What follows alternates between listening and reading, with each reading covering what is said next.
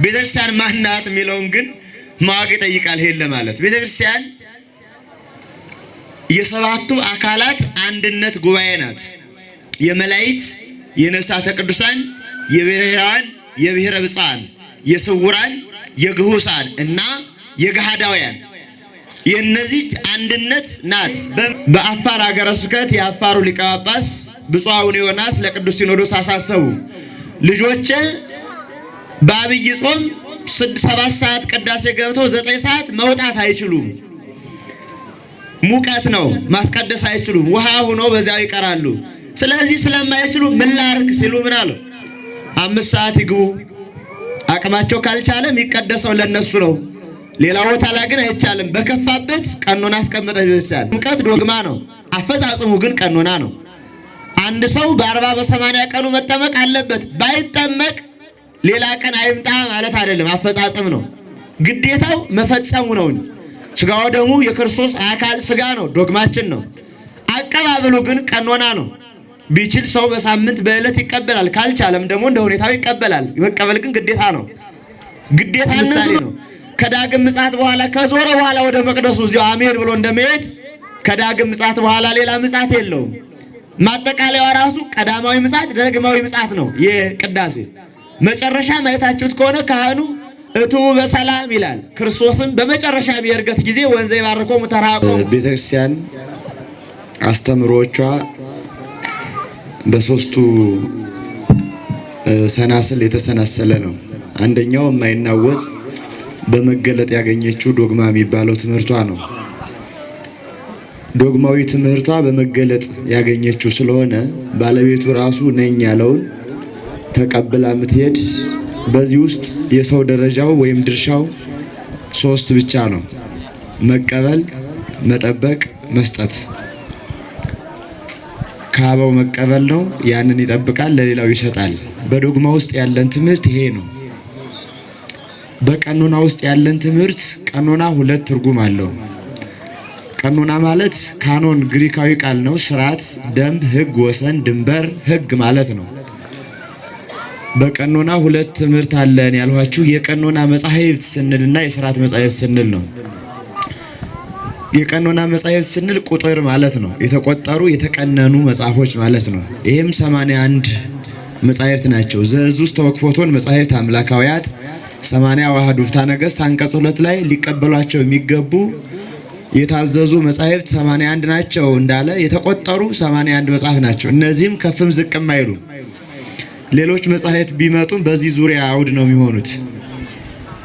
እንደ ሃይማኖተ አበው፣ እንደ ፍትሐ ነገሥት፣ እንደ መጽሐፈ ምስጢር ያሉ መጽሐፎቻችን በሙሉ ቅዱሳት መጻሕፍት ናቸው። 82ኛ 3ኛ እያደረግን አንቆጥራቸውም። እዚሁ አካል ነው የሚሆኑት በዚሁ አውድ ውስጥ።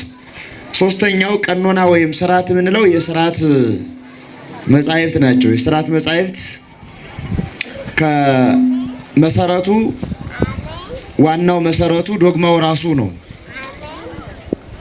ነው። ይኸውም ብሉያት ሐዲሳት ናቸው።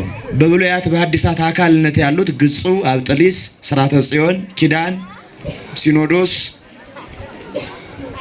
እንደዚሁም ትእዛዝ፣ ቀሌምንጦስ እንደዚህ የመሳሰሉት ናቸው። በኋላም እንደ ቀኖና ውሊዲስ፣ እንደ ቀኖና ባስሌዎስ፣ ፍትሐ ነገሥት የመሳሰሉት የጉባኤያት ቀኖናዎች፣ ዓለም አቀፍ ሀገር አቀፍ ቀኖናዎች እነዚህ ሁሉ የቀኖና ምንጮች ናቸው። በኋላም ገዳማዊ ቀኖናን መሰረት ያደረገ ሥርዓተ ጳኩሚስ በሀገራችንም እንደ ሥርዓተ ዋሊ ያለው የቀኖና ወይም የሥርዓት ምንጭ ናቸው።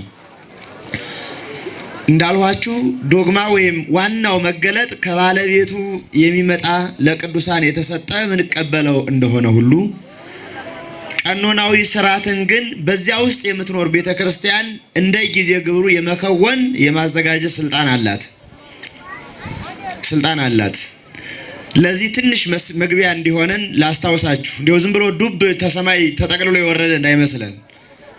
የተገለጠው ሃይማኖቱ ነው። በሃይማኖት ውስጥ ማኖርን ግን ቤተክርስቲያን ናት የሰራችው፣ ህዝቦቿን ልጆቿን ማኖርን።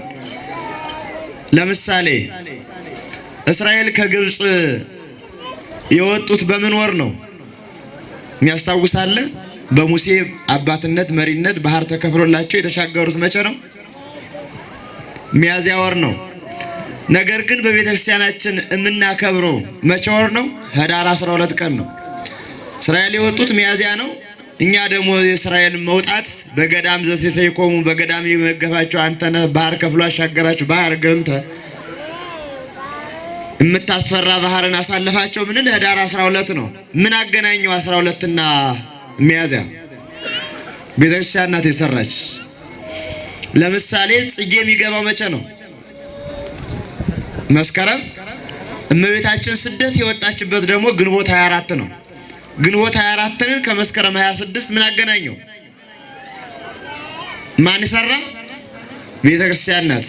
ለሚስማማው ለቦታው በአበባው በጽጌው መስላ ያስቀመጠች። ሶስቱ ሕፃናት በባቢሎን በናቡከደነጾር ምክንያት ወደ እሳት የተጣሉት መቼ ነው? ታኅሳስ 2 ቀን ነው። የምናከብራቸው መቼ ነው? ታኅሳስ 19 ቀን ነው። 2 እና 19 ምን አገናኘው? ቤተክርስቲያን ሰራች። ቃና ዘገሊላ የሚውለው መቼ ነው? ጥር 12። ግን ቃና ዘገሊላ የሚውለው የካቲት 23 ቀን ነው። 23ን እና 12ን ምን አገናኘው? ቤተክርስቲያን እንደሚገባ ሰራች። እንደሚገባ መድኃኔ ዓለም ክርስቶስ 40 ሌሊት 40 መዓልት ጾሟል በገዳመ ቆሮንቶስ። አብይ ጾም ከመጀመሪያው ጀምሮ እስከ ትንሣኤ ስንት ቀን ነው? 50 ስንት 40 ከጾመ። እኛ ለምን አበዛን? ቤተክርስቲያን ሰራች። እያንዳንዱ የቀኖና ስልጣን የቤተክርስቲያን ስልጣን ነው። ቤተክርስቲያን ማናት የሚለውን ግን ማወቅ ይጠይቃል። ሄለ ማለት ቤተክርስቲያን የሰባቱ አካላት አንድነት ጉባኤ ናት። የመላእክት፣ የነፍሳተ ቅዱሳን፣ የብሔራውያን፣ የብሔረ ብፁዓን፣ የስውራን፣ የግሁሳን እና የገሃዳውያን የነዚህ አንድነት ናት። በምድር ያለችው በሰማይ ያለችው ቅርንጫፍ ናት። እንተ በምድር ሥራዊሃ ወበሰማይ ጥቂያ ስለሆነ በምድር ስር በሰማይ ቅርንጫፍ ያላት ይቺ የእግዚአብሔር መንግስት ዙፋን መገለጫ ቤተክርስቲያን ከእውቀት በላይ ናት። እውቀት ሁሉ ከቤተክርስቲያን በታች ነው። ከሐሳብ በላይ ናት። ሐሳብ ሁሉ ከቤተክርስቲያን በታች ነው። ከቀኖና በላይ ናት። ቀኖና ሁሉ ከቤተክርስቲያን በታች ነው። ቀኖናን የማውጣት የመወሰን ስልጣን አላት። ሌላ ልጨምራችሁ። ጾመ ነቢያት የሚገባው መቼ ነው? መቼ ነው? ታኅሳስ ስንት ነው? በፍትሐ ነገሥት አንቀጽ 15 እንደተቀመጠው ታኅሳስ 15 ነው። ግን ነቢያት ህዳር 15 ነው። ነቢያት የጾሙት መቼ ነው? ሚያዝያ ወር ነው። ከታኅሳስ ጋር ምን አወሰዳቸው? የክርስቶስ ልደቱን ለመፈለግ ስለጾሙ እኛም ከልደቱ ቀድመን እንጾማለን። ይሄን ማን አደረገ? ቤተክርስቲያን ናት። ስለዚህ ቀኖናን የምትሰራ መሆኗን ኃይሏን ልዕልናዋን መግለጽ ይጠይቃል። ዛሬም እንደ ሁኔታው እንደ ጊዜ ግብሩ የመወሰን ስልጣን አላት። የመወሰን ይኸውም በፍትሐ ነገሥት መቅድመ ጉባኤ ገጽ 14 ላይ በመጽሐፈ ሲኖዶስ እንዲሁ ገጽ 20 ላይ ከኛ በኋላ የሚመጡ አባቶች ይበይኑ ብሎ አስቀምጧል።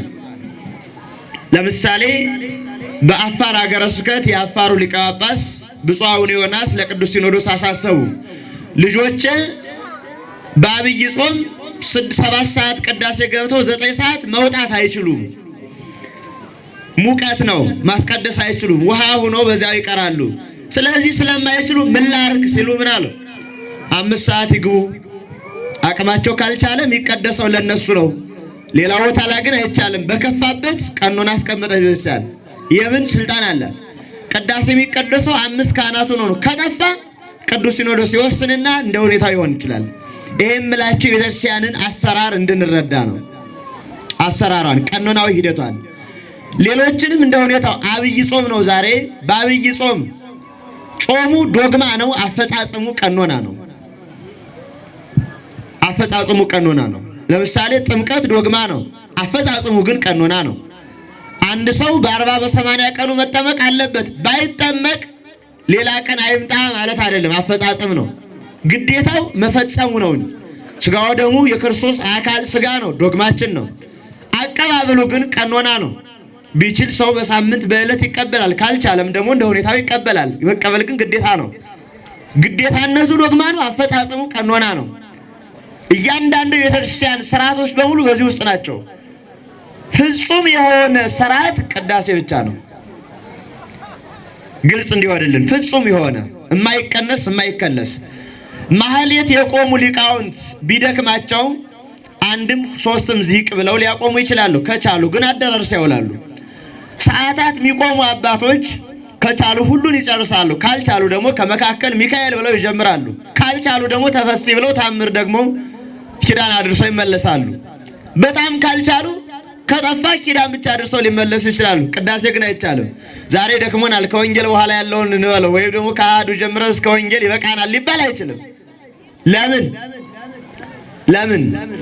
የቤተ ክርስቲያን የረቂቋ ቤተ ክርስቲያን የፍጽምቷ መገለጫ ስለሆነ ቅዳሴው የሁሉ ስለሆነ ነቢያት አሉበት። እስመ ብዙኃን ነቢያት ይባላል። ብዙ ሂደት አለው። የሁሉ ስለሆነ መጨረሻውን አይታችሁ ከሆነ መጨረሻው ሁሉን ጠቅልሎ እንዲያሳይ ሆኖ ነው የተቀመጠው። ቅዳሴው ሁሉን ጠቅልሎ ለምሳሌ መጨረሻ ላይ እግዚኦ ተብሎ እስመ ኃያል አንተ እየተባለ ሥጋው ደሙን ሊያቀብል ካህኑ ይወጣል። ካህናቱ አብረው የቀደሱ ይወጣሉ። ከዚያ ኃያል ነህ እያሉ ያቀብላሉ። ለሚመጣ ሁሉ አቀብለው ሲጨርሱ ወደ ምስራቅ ይዞራሉ። ወደ ምስራቅ ይዞሩና ናኩቶ ይሄን ሥጋ የሰጠን እናመስግነው እያሉ ይዘምራሉ። እኛም አቡነ ዘበሰማያት ብለን እንቀበላለን። ሁለተኛ እንደገና ወደ ሕዝቡ ይዞራሉ። ሁለተኛ ወደ ሕዝቡ ሲዞሩ አያቀብሉም። ጸሎቱን ሀዳፌ ነፍስ ይባለውን ያነቡና ተመልሰው ወደ ምስራቅ ይዞሩና አሜን ብለው በዛ ይገባሉ። መጀመሪያ የመጡት ወደ ሕዝቡ ክርስቶስ ዓለምን ለማዳን ለማስተማር የመምጣቱ የቀዳማዊ ምጽአቱ ምሳሌ ነው። ሁለተኛ ወደ ሕዝቡ መዞር የዳግም ምጽአት ምሳሌ ነው። ከዳግም ምጽአት በኋላ ከዞረ በኋላ ወደ መቅደሱ እዚያው አሜን ብሎ እንደመሄድ ከዳግም ምጽአት በኋላ ሌላ ምጽአት የለውም።